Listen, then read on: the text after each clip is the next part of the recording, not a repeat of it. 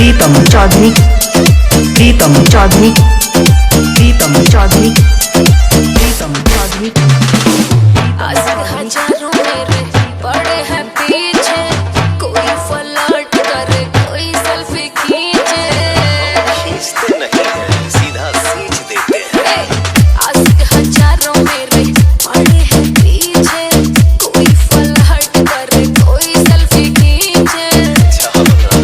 खुश नसीब होगा जो भी मुझे पाएगा, ऐसा नौबत नहीं आएगा। लड़कों का माथा फिर जाएगा, लड़कियों का बाजार गिर जाएगा।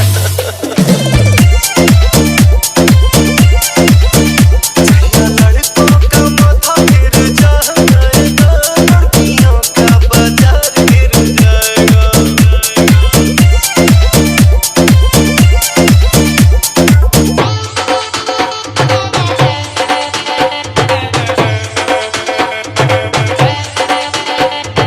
हरिहरपुर, हरिहरपुर, हरिहरपुर, हरिहरपुर। भगवान ने बना के हमें भेजा है, कमी काट के ये किस्में कलेजा है। परफॉर्मेंस तो बेटा माइंड ब्लोइंग। वाह, हे भगवान ने बना के हमें भेजा है, कमी काट के ये किस्में कलेजा है।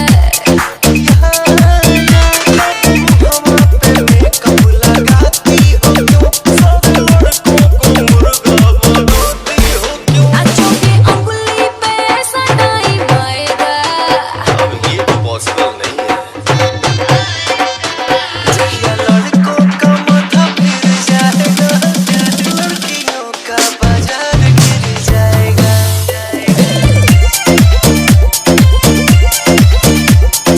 लड़कों का माथा फिर जाएगा, लड़कियों का बाजार गिर जाएगा।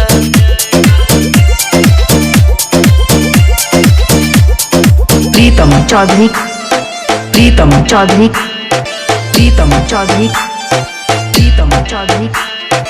हरिहरपुर, हरिहरपुर, हरिहरपुर, हरिहरपुर।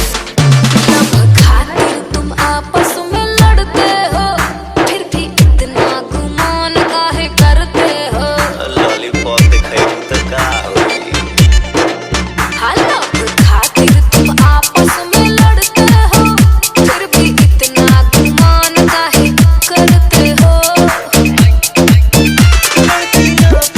चालू बड़ी होती है, अपना भी आग में खुद होती है।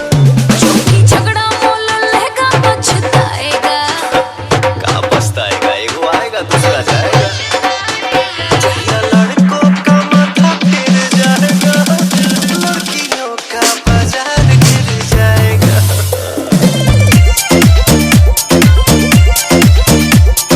लड़कों का माथा फिर जाएगा, प्रीतम चौधरी, प्रीतम चौधरी, प्रीतम चौधरी, प्रीतम चौधरी, प्रीतम चौधरी, प्रीतम चौधरी, प्रीतम चौधरी, प्रीतम चौधरी, प्रीतम चौधरी, प्रीतम चौधरी, प्रीतम चौधरी, प्रीतम चौधरी।